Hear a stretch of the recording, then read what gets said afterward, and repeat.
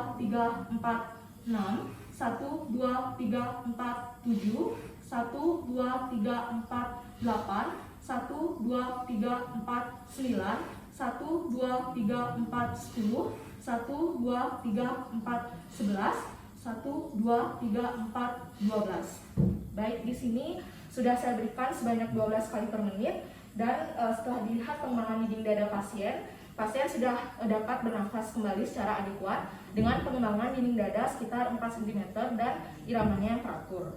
Oleh karena itu, saya akan melanjutkan evaluasi terhadap pasien.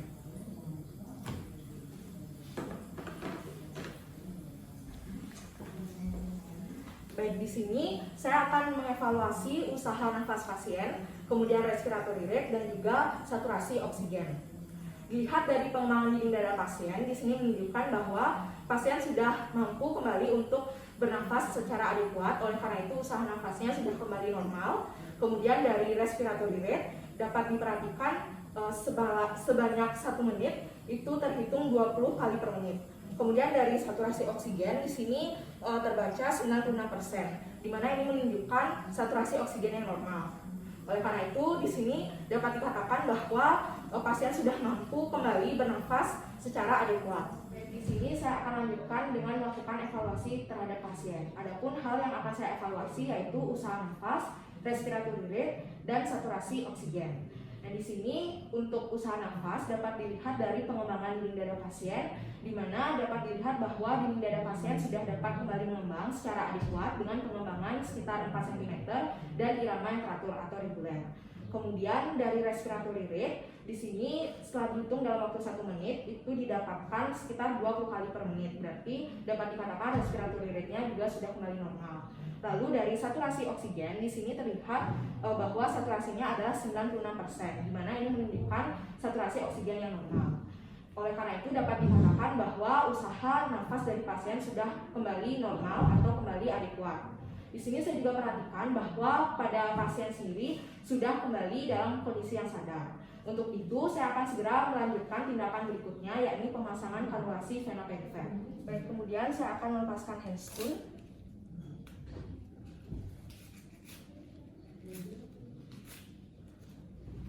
Lalu mencuci tangan kembali.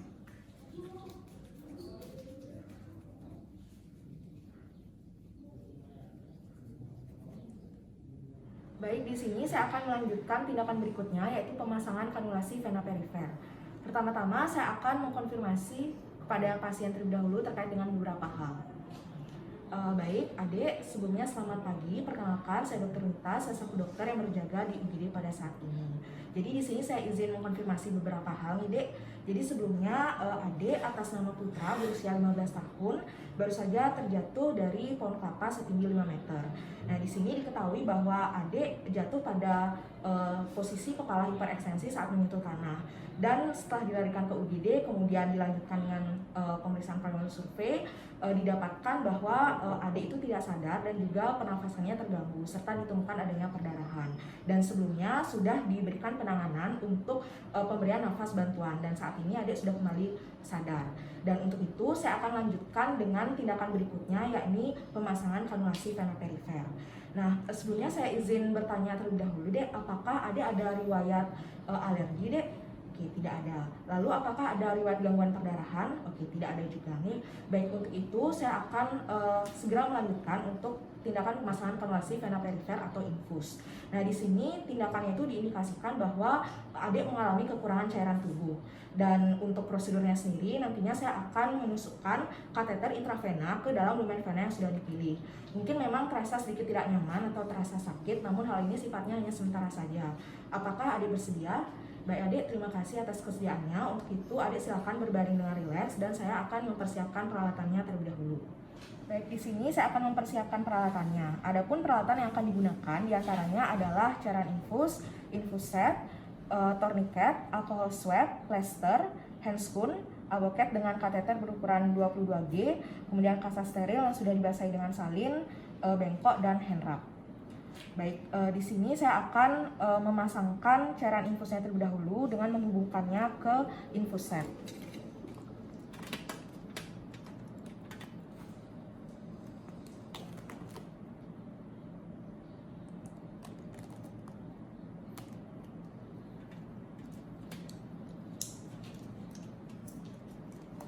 Kemudian di sini saya akan menggantungkan tabung infusnya.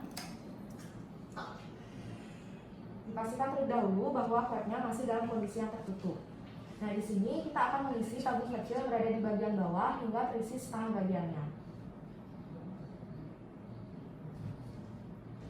Baik, jika sudah demikian, selanjutnya kita akan pastikan bahwa cairan infusnya sudah dapat mengalir dengan lancar, yaitu dengan membuka flapnya.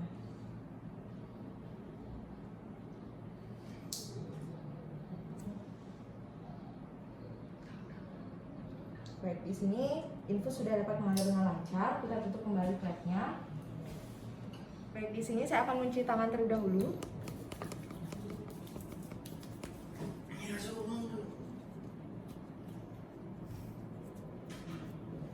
Kemudian saya akan mengenakan handscoon.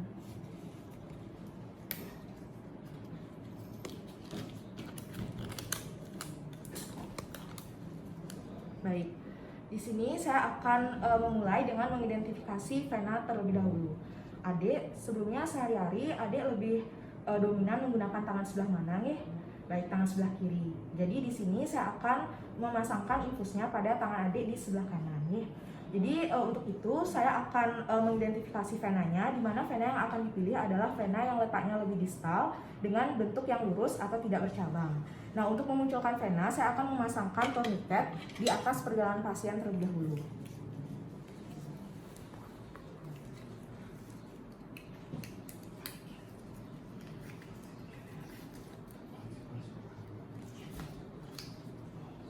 Baik, adik mohon untuk telapak tangannya menggenggam seperti ini. Di sini saya akan sambil menepuk-nepuk area punggung tangan untuk memunculkan venanya agar terlihat lebih jelas. Baik, di sini venanya sudah tampak dan saya akan membersihkan daerah insersi dengan menggunakan alcohol swab.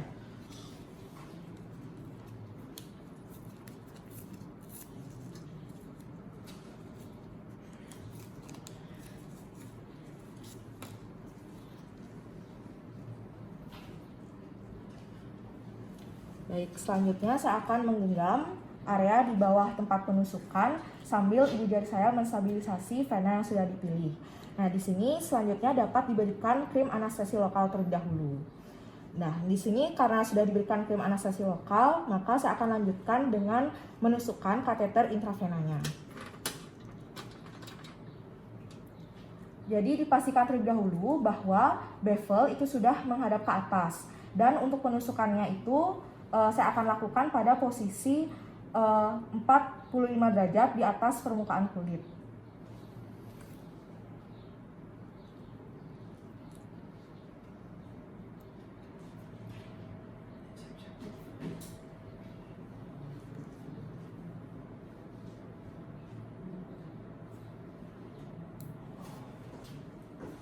Baik, di sini pangkal daripada kateter itu sudah menyentuh permukaan kulit dan selanjutnya mandarin ditarik keluar dan diletakkan di tempat yang aman, yaitu pada bengkok. Nah, selanjutnya karena di sini sudah dilepaskan mandarinnya, maka selanjutnya tourniquet dilepaskan juga. Kemudian di sini kita akan hubungkan dengan selang infusnya.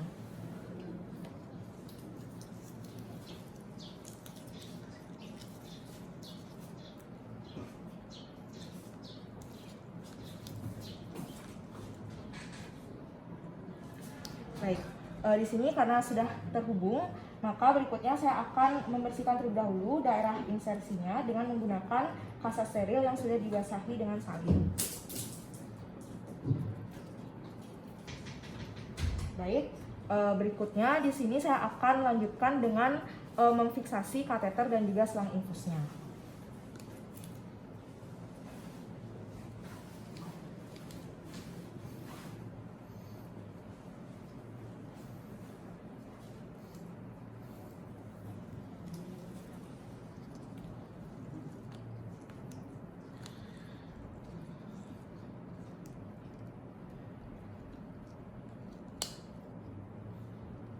Baik, di sini difiksasi dengan membentuk huruf V.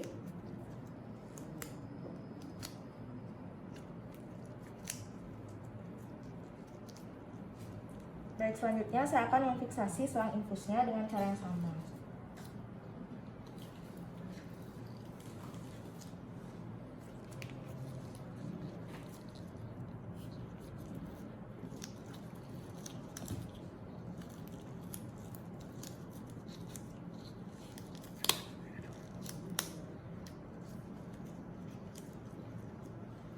Baik, di sini sudah difiksasi dan selanjutnya saya akan memasangkan label. Nah, di mana pada label ini bertuliskan tanggal pemasangan infus, kemudian ukuran kateter, dan inisial pemasang infus.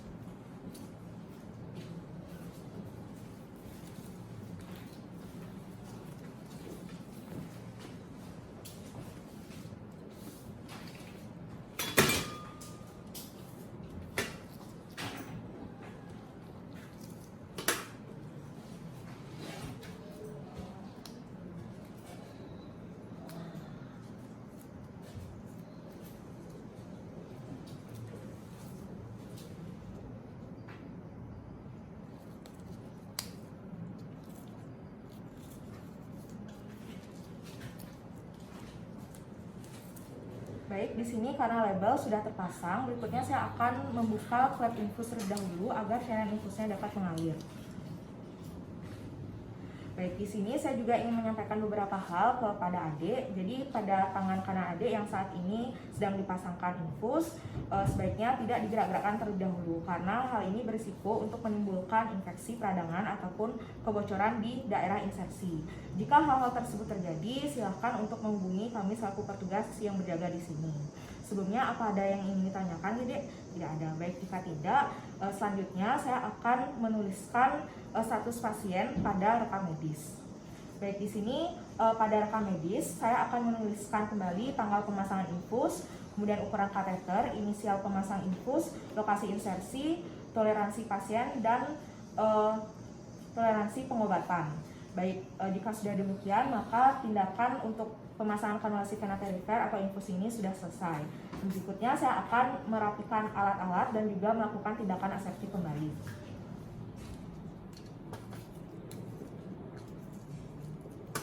Berikutnya saya akan melepaskan handscoon kemudian mencuci tangan kembali.